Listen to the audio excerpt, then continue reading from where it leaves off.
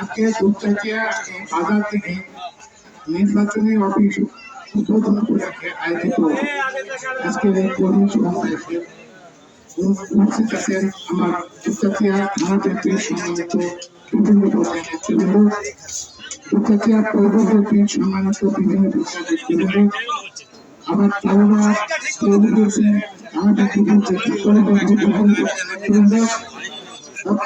বিভিন্ন পর্যায়ের নেতৃবৃন্দ, ছাত্রদল স্বেচ্ছাসেবী দলের সম্মানিত নেতৃবৃন্দ, সবাইকে আমি জানাই সালাম, আসসালামু আলাইকুম। যাই হোক, আজকে সবাই জানি বক্তব্য কিছু নাই, সেটা হলো ম্যাডাম অসুস্থতার কারণে আমাদের বক্তব্য ওইভাবে আমরা কোথাও দিচ্ছি না। তারপরে নির্বাচন অফিস হলো আমাদের সমস্ত কর্মকাণ্ডের হবে, আমরা চেষ্টা করতেছি ঐক্যবদ্ধ হয়ে কাজ করার জন্য ভাই, এর কোনো বিকল্প নেই। কারণ এই 15-17 বছর ধরে আপনাদের এই আন্দোলন করতে গিয়ে অত্যাচার নির্যাতন অনেক শিকার হয়েছে।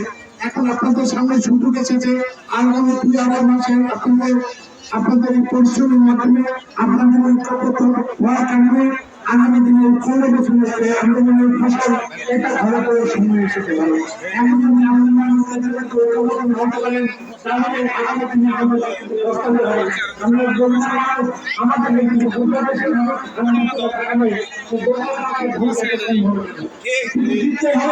আমাদেরকে দেখা ঘুরে ফিরতে হবে, এটা ভাবতে হবে। না হলে আজকে দেশের খালেদা জিয়া গোটা দেশের মানুষের এইটুকু সম্মান পাইলেন, আজকে বাংলাদেশের এইটুকু কোনো নেত্রী বা কোনো নেতা এত বেশি সম্মান এটাকে কখনো পায়নি। সমস্ত মানুষ দেশ নেত্রী খালেদা জিয়াকে দোয়া করেছেন এবং তার কর্মকাণ্ডকে তারা স্বীকৃতি দিয়েছে। কেউ কারো এখন পর্যন্ত কেউ তার কর্মকাণ্ড আঙ্গুল তুলে তাকাতে পারেন, আঙ্গুল তুলে তুলতে পারেনি। সেই কারণে আজকে আমার হাতে এই চাই যে দেশের খালেদা জিয়ার যে আদর্শ, সেই আদর্শের মাধ্যমে এই দেশ আগামী দিনে উন্নয়ন হবে, এই দেশের মানুষের গণতন্ত্র ফিরিয়ে নিয়ে আসবে, এই দেশের সমস্ত মানুষ শান্তিতে থাকবে, প্রত্যেকটা মানুষের উন্নয়ন হবে।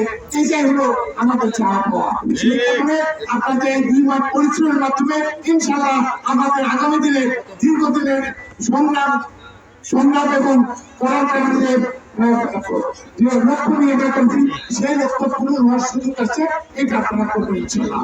এই জন্য আসেন, সবাইকে ধন্যবাদ জানিয়ে আরো কথা বলতে চাই যে আমাদের দল অনেক বড় দল, কিছু সমস্যা থেকে থাকতেই পারে। আমি আগামী দিনে কাউকে আমি 2 নজরে দেখবো না ভাই, আপনারা আসেন, সবাইকে এক নজরে দেখেন।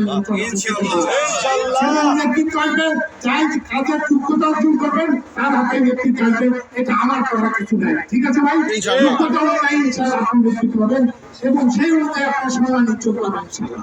এই বলে আমি খোদা হাফেজ, আসসালামু আলাইকুম।